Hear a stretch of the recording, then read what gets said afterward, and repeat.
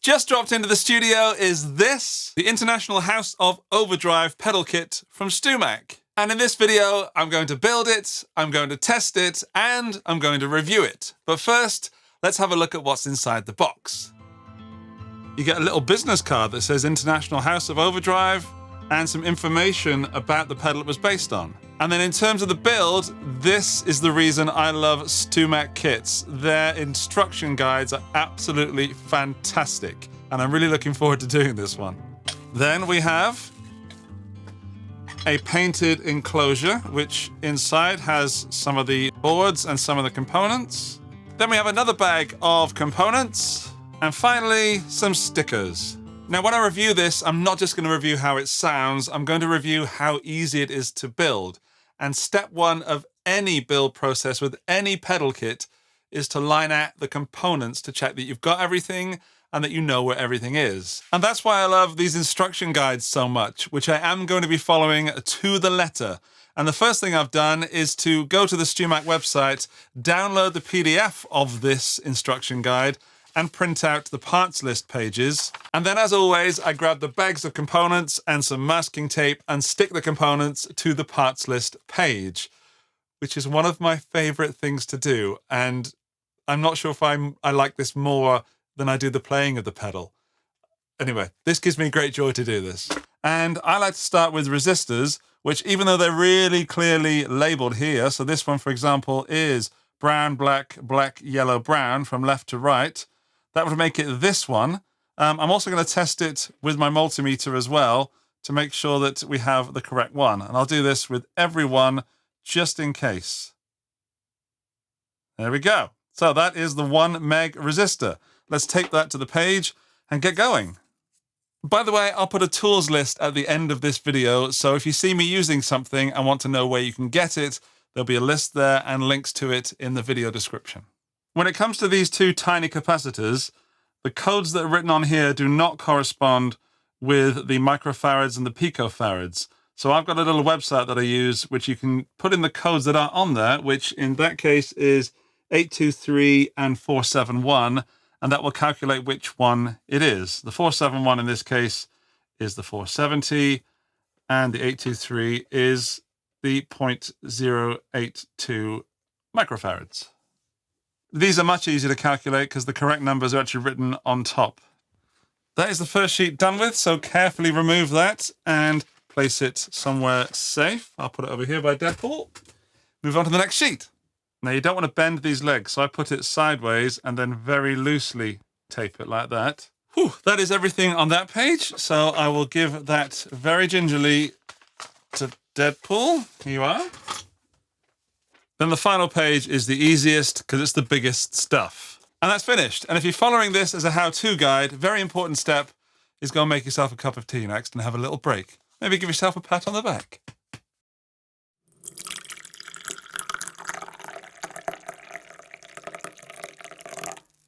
So I've put the main PCB into the PCB holder, and the first thing to go on is the IC socket, being extra careful to make sure the legs go through the board and don't get bent inwards.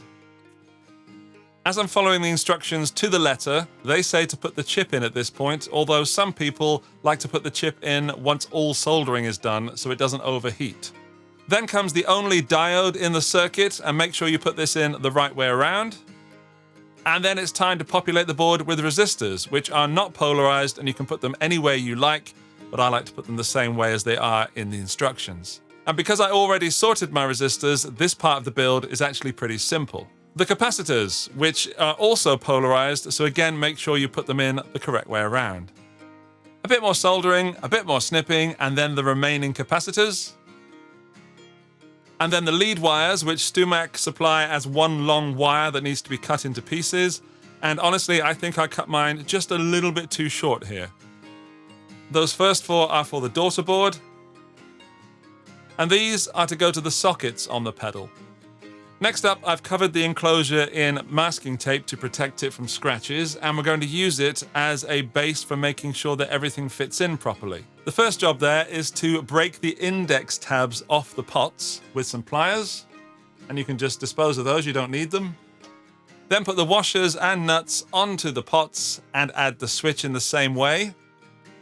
And at this point, I realized that I'd soldered one of the lead wires in the wrong place, and the board won't fit on the pots. So just quickly desolder that, get rid of that excess solder. There it goes. And put it in the right place. And now the board should just pop on to the pots. There we go. It's time to solder those pots to the main board and then add the daughter board and solder that to the switch. Then get those lead wires attached to that daughter board. Then we create these two longer lead wires, which are going to go from the daughter board up to the sockets at the top. Time to take the washers and nuts off. And here's our mostly finished circuit board. We just need to add the LED holder to the enclosure, and then the LED, making sure it's correctly oriented. Time for the power socket. And I've forgotten to add one of the insulating pads to the bottom of one of the pots. But it's quite simple to move that pot a little bit just to get it in there with a sharp knife. Now's the real fun part. We're going to add everything to the enclosure, solder up that LED, solder the power socket. I like to give the lead wires a little bit of a tug with some tweezers just to make sure they're on securely. And I do that as well with the input and output jacks because these are going to get wiggled around a little bit when cables are being plugged in and out. Finally, tighten up the nuts and get that socket in. Screws on. Masking tape off. And the bit that I find the hardest, aligning the pots on the knobs correctly. It is a shame that there isn't a flat side of the pot to screw onto. But once you have one on, you can use the first one as a guide for the other two. It's not quite time to sit back and admire your work yet, because it's time for stickers, the part that I'm worst at. But I do my best to get them straight. And a little tip, make sure you put the knobs on before you put the stickers on the faceplate. Otherwise you can hide the stickers with the knobs. And yes, I've done that in the past. And there we have our IHOO, our International House of Overdrive pedal. Let's go see if it works. I've got the pedal on the board and I haven't actually powered it up or tried it yet, so here we go. Aha! It works! A red LED is good in this case. Yes! Might be an overreaction for some of you, but knowing that your pedal works the first time around is huge news. Just getting the LED working is a big thing. Right, let's set everything to 12 and hear how it sounds. I'm going through the Fender Deluxe Reverb at the moment, and clean, without the pedal, sorry, sounds like this.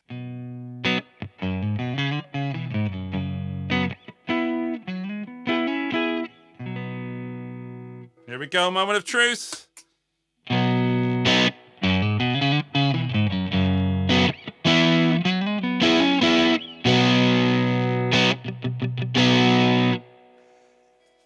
Yes, it works. Right.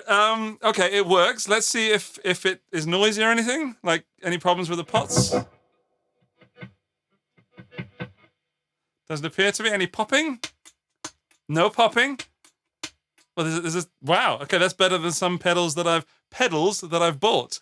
Now I'm not very familiar with the Crowther Hotcake. That's the pedal that this is based on. This is based on an early version of the Hotcake. And StewMac also give you a second IC chip. And the second one is the TL071, which is found in the later versions of the Hotcake. And the one that's in there now is the original chip, the LM471, which breaks up earlier and has less headroom. But I will compare the original to the newer one in a little bit. Let's just go through some sounds of the original first. In fact, before we go any further, this is not a regular pedal review. I know it might seem obvious, but this is a review of the kit. And for me, as in with Lego, the majority of the fun and enjoyment that you pay for comes from building it and having that joyous moment like I just did when you turn it on for the first time and it works, and then you get some sounds out of it. You're not buying a pedal for whatever, I think it's $89 on the release. Yeah, you're not buying a pedal, you're buying the whole experience of putting that together and then playing it. The playing is, for me, the bonus. Of course, it should sound good, and I will review it with the sounds, but I just want to point out that before anyone comments, oh, you can get this pedal for that much and this pedal for that much, or the original is only this is a pedal kit. Step down off my soapbox and we'll get some more sounds. Let's start with the pedal off, just to hear the amp.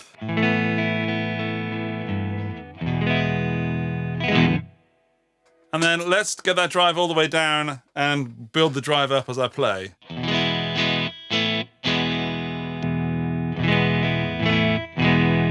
So it's taking a lot of bass out to begin with.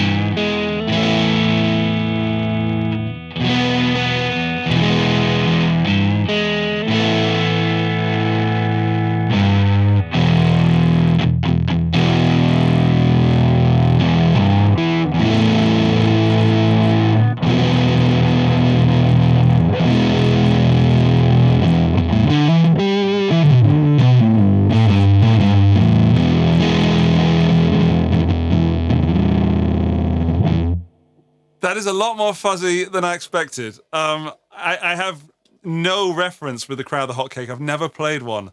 But to me, that's going from like kind of tube screamer-ish to this big muff in there.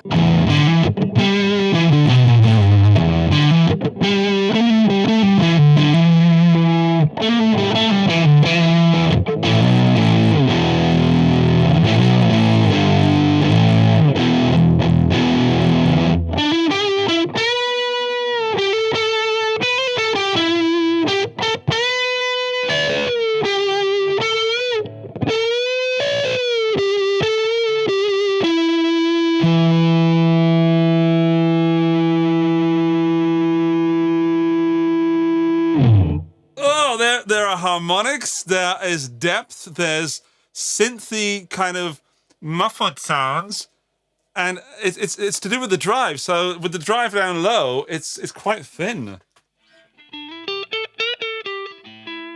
That's an understatement. It's extremely thin. Sounds like I'm playing through a tiny little mobile phone speaker, which maybe I am if you're watching this on a mobile phone. But bring that up to about there, and it starts to get full.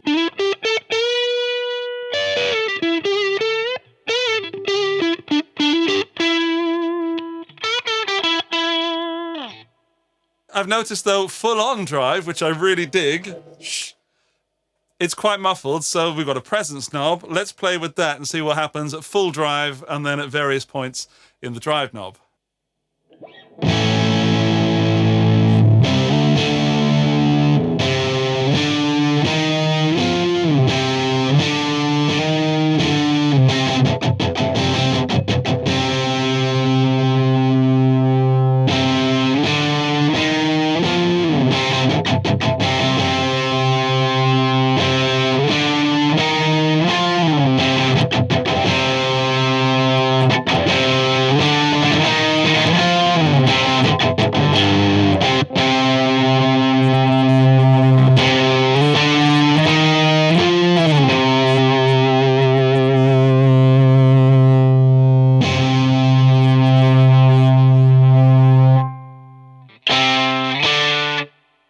Okay, that'll take your head off. Oh, sorry about that.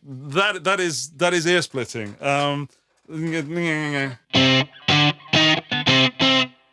bet that's going to cut through nicely.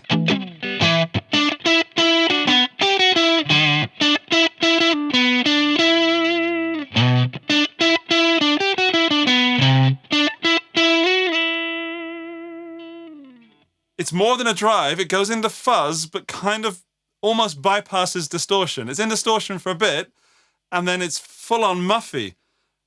I'm going to have to put some humbuckers through it.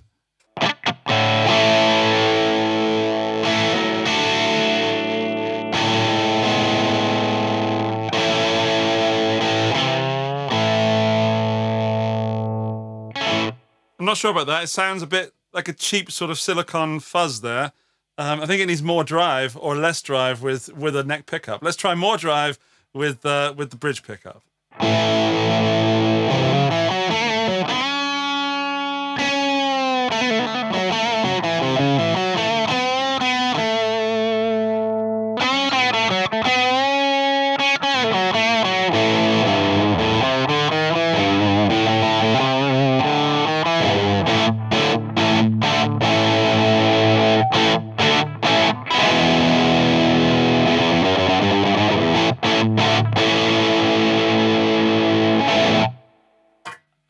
I really don't know what to think of it. I enjoy it, but it is, I know they say, you know, the people that run the guitar world, they say that we don't need other overdrives, but I've never played a drive like this before. That's great. I'm trying full presence, full drive, neck pickup.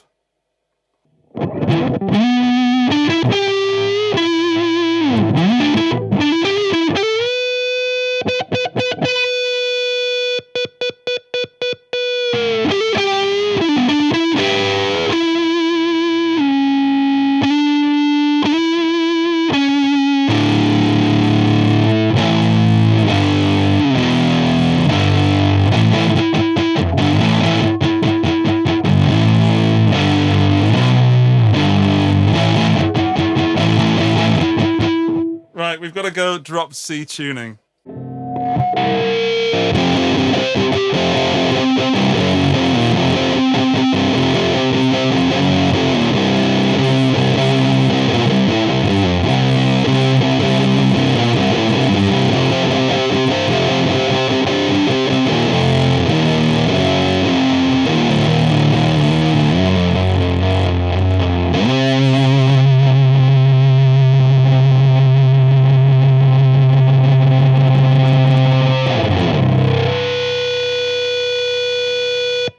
Oh my goodness. That beats a Big Muff.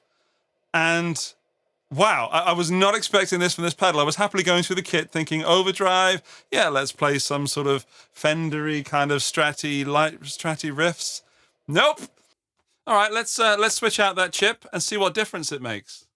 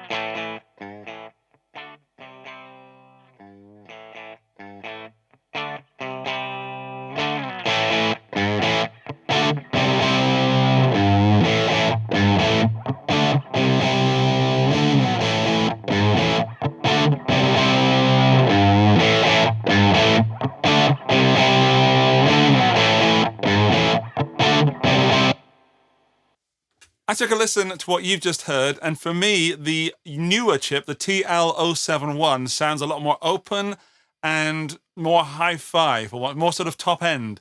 And it does break up a little later, but more to the point, when it's fully on, it's got more clarity.